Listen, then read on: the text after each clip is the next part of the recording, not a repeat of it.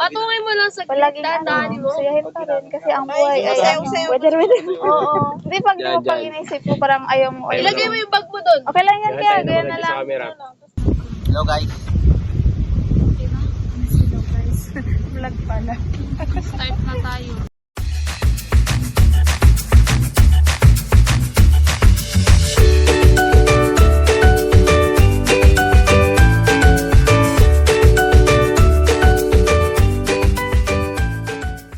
So, sinunod sa inyo mga naka-work na siya. Hindi nag-work ka? Pag positive working environment, siya yung pagiging friendly mo sa mga kasamahan sa trabaho, di ba? Tapos yung ibang Ako? positive working environment. Sa akin yung ano lang, hindi siya, yung environment ko parang hindi siya like, nasa parang, na masyadong nag-pressure. trabaho ka lang. Parang yung ka lang, chill ka lang habang nasa trabaho. Chill ka. Yun. Tsaka masaya magtrabaho sa work nyo kapag positive lahat ng tao and magaan sa pakiramdam. Tama. O, ikaw na Jess, ano sa'yo? Ganun na, parang smooth lang yung maging ng trabaho kapag Hindi ka sa stress. yung communication mo at saka yung connection mo sa katrabaho mo is lang positive. Okay. Same lang din. Dapat marunong ka makisama, ganyan-ganyan. And dapat, like yung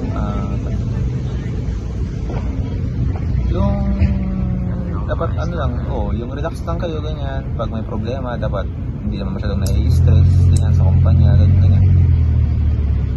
Ganun din. Siyempre, positive, di ba? Dapat masaya ka sa ginagawa mo, mahal mo yung ginagawa.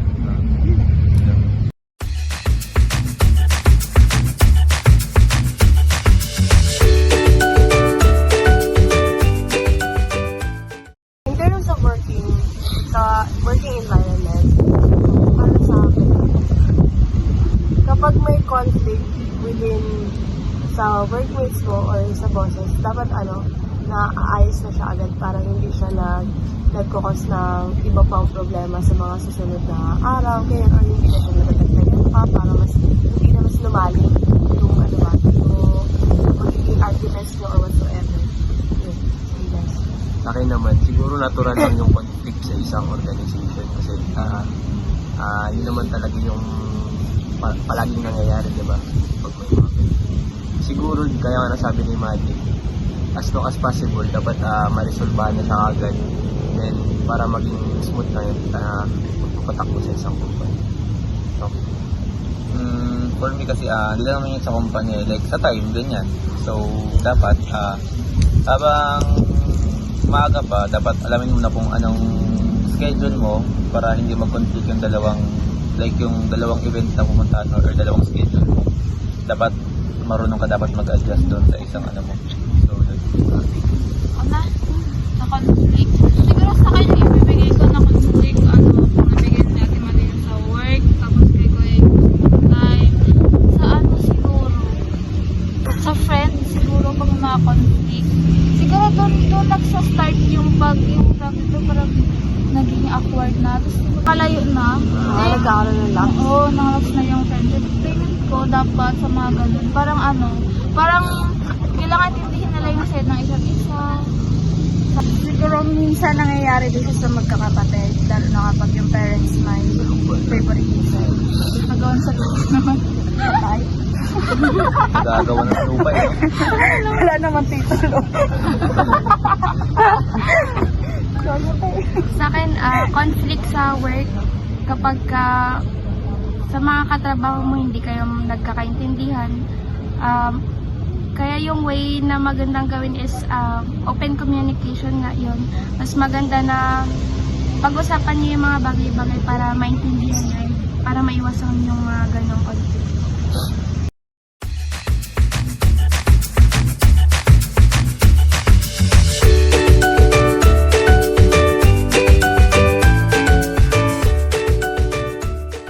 Sa akin, doon lang ako sa qualified lang. Kasi kapag overqualified ka kasi, marami kang function eh. Kumbaga, yung galamay mo hindi lang dito, hands-on ka sa lahat, parang ganun. Ako, ano man kasi, may mga ano lang ako na, may mga talent lang ako kung saan, doon lang ako magaling. Pero pagdating sa iba, hindi na ako magaling. Pero kaya mas gustuin ko na lang na qualify. Okay. So sa akin naman, kunyari, ako yung CEO. So kailangan ko rin sa company ko na may isang overqualified. Kasi may mga empleyado tayo na hindi kayang punan yung like yung binigay sa kanila, kunyari, ano sila ngayon, like parang wala sila ngayon dito kasi siguro nag-leave, ganyan. So meron tayong isang empleyado na kayang punan yung pagkukulang ng isa pang empleyado ko. So ganun. Ito ng isang overqualified na hands-on. Sa akin, qualified lang ako. Ayoko ng maraming trabaho. At saka, kasi pag overqualified kasi minsan, di ba, parang may mga ka-workmates ka na parang sasabihin, ay, sip-sip, ay, ganito, ay, Ay, ayaw sa'yo. Yun. Mga ganun, ayoko ng mga ganyang klase kasi gusto ko, pag nagtrabaho ko, smooth lang. Yun. Sa akin naman, qualified din. Kasi pag overqualified ko, parang di ka makakonsentrate sa gawain mo. Or sa atin, kunwari, graduate tayo ng marketing. Tapos sa pagawain ka, oy, compete mo yung ganyan. Magawa ka ng ganito. Hindi ko naman sa work. Qualified din kasi kapag ka overqualified, parang ang dating yung pabibo ka. Ganon. Kasobrahan ka sa talino. Basta ganon. Qualified lang. Qualified din. Kasi pag overqualified ka, maraming may sa'yo. Marami kang magiging kaaway. Dapat happy lang.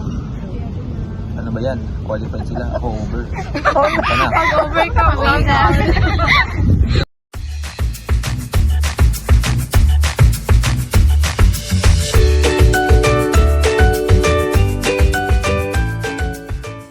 Yung trust is isang beses mo lang yan makukuha sa tao. So hindi mo na yan pwede ulitin. Hindi mo na pwede ulitin kasi hindi mo na makukuha yung 100% trust niya. Pag inulit mo yan, 50% na lang. So parang may pag-aalinlangan na siya ng pagkatiwalaan sa ganyan.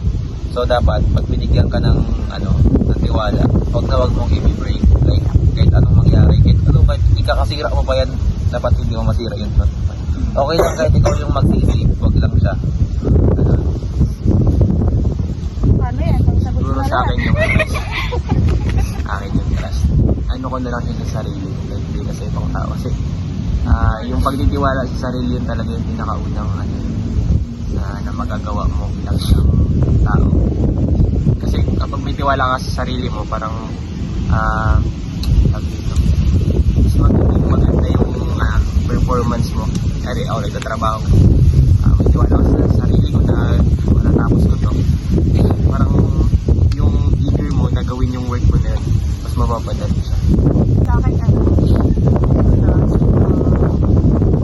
meron din ang sinabi na once mo na talaga siya magbibigay sa isang tao. And para sa akin, kung ako man yung magbibigay nun sa iba, kung yung iba man yung magbibigay nun sa akin, ang akin, hanggat may sinabi sila na ayaw nilang ipasabi sa iba, hindi ko talaga siya magbibigay kasi ayoko na mag-guilty ako na sinabi ko yun sa iba, paano kung sa akin na siya nagsasabi? Parang ganun. So yun, kaya importante yung trust para sa akin. So, kaya importante din. Kasi may once na yung friend ako pinagsabihin ng secret na yun. Pero secret siya talaga. Pinagkalit, parang nalaman ko, hala, bakit mo nalaman yung yung At sa secret? isang tao mo lang sinabi. Sinabi kasi ni gano'n. Tapos simula at that time talaga yung tiwala ko naman. Hindi ko na siya dahil sa maano. Parang yung nagkakwentuhan pa rin kami. Pero yung sabi na, yung sa akin lang, hindi ko na binigay. Tsaka affected kasi lahat, diba? Parang pag nagsabi ka din, parang feeling mo lahat ng sabihin. Nung sabihin niya na, parang, ay, Tapos iso ka na sa lahat. Ano pa sabihin natin? Sinabi ko na. Yan, kapag ka na-break yung trust mo sa isang tao, parang lagi nang may pagdududa. Yun. ayaw ko kasi hindi naman. Oo. Sa akin, trust. Kasi malaga siya. Oo, sobra. Trust. Nakalimutan. Kasi pag may nagawang kasalanan sa isang tao, magpapatawad ka niya, makukuha mo yung pagpapatawad. Pero kapag yung tiwala niya nasira, kahit ano gawin, hindi mo na ibabalik. 100%. May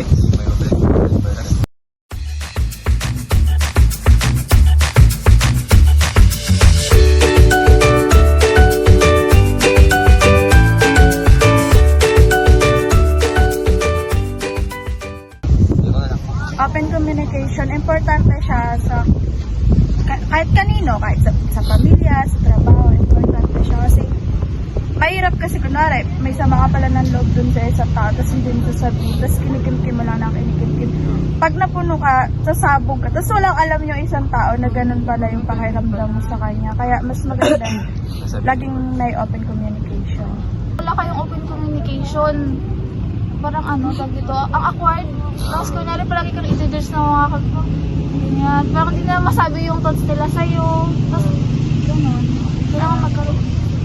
Yun nga, maganda na may open communication kasi ang mangyari, pag walang ganun, backstabbing kapag ganun yung mangyayari. Katulad sa amin sa trabaho ko, na-experience ko na nagbabackstaban na kaming lahat kasi nga, hindi legit kasi nga, hindi namin sinasabi sa harap-harapan ng katrabaho namin kung ano yung problema namin. Kaya ang nangyari, sinasabi namin sa isa pang katrabaho, tapos ganun na nangyari, nagkakaroon na ng conflict. Kaya mas maganda na mag-usap-usap about sa problema. Kasi, siguro sa akin, sa open communication, sa workplace. Kasi minsan, may mga tao tayong hindi natin nakakausap. Nag-judge na kagad natin sila. Na parang pinabibigyan na agad natin sila ng masasakit na salita, kahit hindi pa natin alam kung ano talaga yung nila. Pero once na makausap natin sila, parang doon nagbabago yung thoughts natin na, ay, mabait pala siya, ganito pala yung attitude niya. Kaya, grabe ka-importante na open communication, lalo na sa isang workplace. Like sa family din yan. So yun. Dapat kinakausap natin yung every member ng family. Kasi minsan hindi natin alam. Parang doon din sa work. Hindi natin alam kung anong nasa isip niya, kung anong plano niyang gawin. Kaya bilang magano na yan, may galit pala yan sa atin, gano'n. So yun. May galit pala sa mama niya, sa papa niya, gano'n. So dapat kailangan natin kausapin yung every member ng family. Sa akin naman, sa workplace, maganda talaga na open communication kayo kasi para hindi kayo nagtataliman sa bala loob, para hindi kayo nagkakasiraan at para hindi din na-apektuhan yung trabaho ninyo. In terms of, basta ibang sides pa, like family, friends, maganda rin talaga na open din kayo sa isa't isa para hindi nagkakarap-lapse yung relationship nyo kasi, at the end of the day, family kayo, diba? So, pangit naman kung magkakaroon kayo ng mga issues na hindi alam ng isa't isa. Parang ganun. Yun.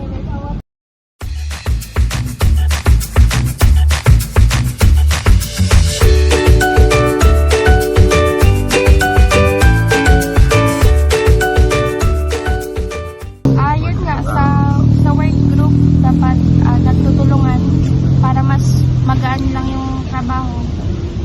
Parang open communication din. Okay. Yun! Pala, sa akin yung work group siguro yung participation. Kailangan palaging present. Yes. Katulad sa... Dali lang. Hindi ko na relate. Kasi pag wala kayong parang... Yung pasok ako. Sa akin sa work group, in terms of sa school, kagaya nito, mas maganda talaga na lahat nagpa-participate para pantay-pantay din yung mga nakukuha natin, mga grades or whatsoever, ganyan, sa mga activities natin. As well as sa para hindi kayo nagtatanong kung bakit ganito, bakit wala ako yan, bakit si ganito meron, tapos hindi nyo pala alam yung mga nangyayari. So, mas maganda talaga na nakikipag-participate kayo sa, yun, sa pinapagawa. Yun. Okay. Siguro sa akin sa work group, ano bang masasabi ko sa ito pa? Pero yun na nga, pagiging responsable ng bawat isa sa mga grupo para mas madali yung takbo ng gawain. For me kasi, like presence of mind. Kunyari, dito tayo sa tapos yung isip mo kung saan, kung ano-anong iniisip mo. Tapos hindi mo na namamalayan, nag-start na pala yung Dapat wag na sa work group. Dapat yung isip mo nandun lang. Kasi saglit lang naman siguro yun, gano'n, matatapos rin naman. Dapat yung isip mo nandun lang. Para matapos na kagad yung gagawin mo. Sa akin, sa work group. Yun nga, participation ng bawat isa. Tsaka mas mahalaga rin yung pakinggan mo yung opinion ng bawat isa.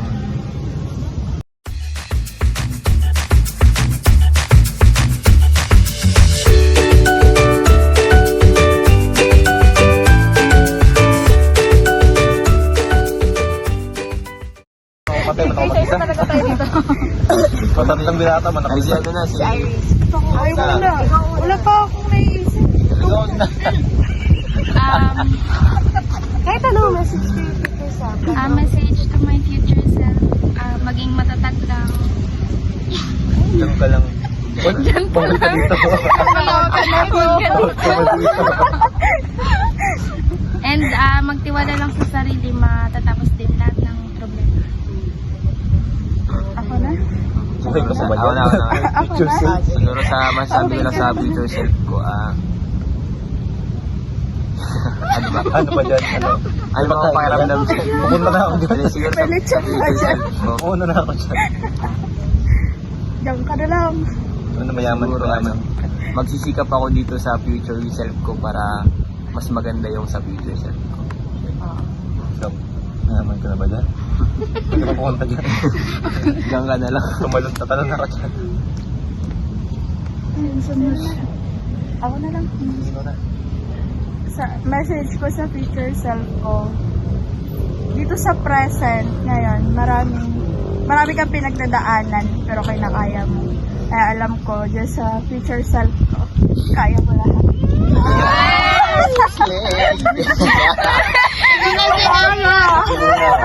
Hinaya lahat. Ikaw, Mads. Akin, message to my future self. Feeling ko, magagawa ko na lahat ng mga gusto ko dyan. So, dapat hindi,